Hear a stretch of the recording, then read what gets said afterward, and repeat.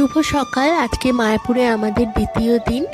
আর সকাল সকাল উঠে পড়েছি, সকাল সকাল উঠেই রেডি হয়ে নিয়েছি একেবারে স্নান টান করে। আর বাইরে দেখেছো রোদটা একেবারে ঝকঝক করছে, সুন্দর আর কি। কালকে যেরকম বৃষ্টি হচ্ছিল দেখালাম, আজকে কিন্তু বৃষ্টির কোনো নাম নেই। সকাল থেকেই বেশ ঝলমলে রোদটা উঠেছে। সবাই আমরা রেডি হয়ে নিয়েছি। পুপু আর পুপুর বাবা দুজনেই হচ্ছে ড্রেস পরার পর দেখছি দুজনেই ম্যাচ হয়ে গেছে। আর এদিকে মমও রেডি হয়ে নিয়েছে। এখন লিফটে করে আমরা নামছি নিচে। প্রথমে ব্রেকফাস্ট করব, তারপরে যাব হচ্ছে নবদ্বীপে। নবদ্বীপে এতবার যে মায়াপুরে এসেছি, কোনোদিন কিন্তু আমি নবদ্বীপে ঘোরা হয়নি। মম এর আগে ঘুরে গেছে নবদ্বীপে। মম নবদ্বীপে ঘুরে গেছে ঠিকই, কিন্তু নবদ্বীপ যাওয়ার পথে যে একটা সুন্দর জিনিস তোমাদের সাথে আমি শেয়ার করব। তোমরা অনেকেই জানো বা দেখেওছো, কিন্তু আমার জন্য যেহেতু ফার্স্ট টাইম, আর মম এর আগে এসেছে কিন্তু তাও দেখেনি, সেটা তোমাদের সাথে আজকে আমি শেয়ার করব।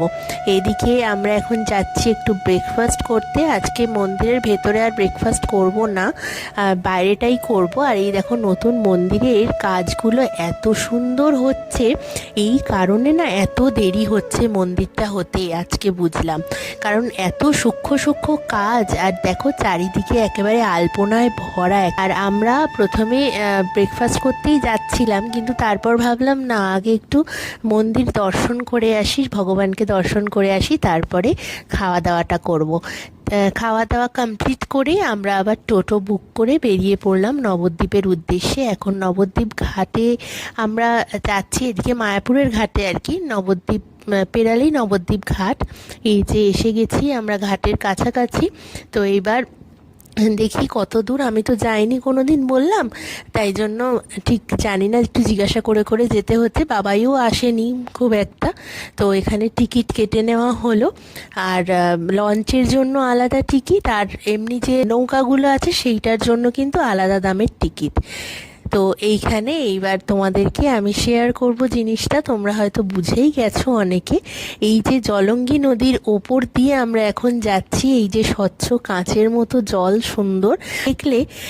এই জায়গাটার জলটা কিন্তু একেবারে আবার ঘোলাটে হয়ে গেল জলটা। তোমরা আর আমরা কিন্তু লঞ্চের টিকিটটা কেটেছিলাম, আমরা কিন্তু ওই নৌকার টিকিটটা কাটিনি। যে সুন্দর মুহূর্তটা তোমাদের সাথে শেয়ার করব বলেছিলাম, সেটা হচ্ছে এইটাই, জলঙ্গি নদী আর গঙ্গা নদীর মিলন একসাথে এই নবদ্বীপে আসার সময় দেখা যায়।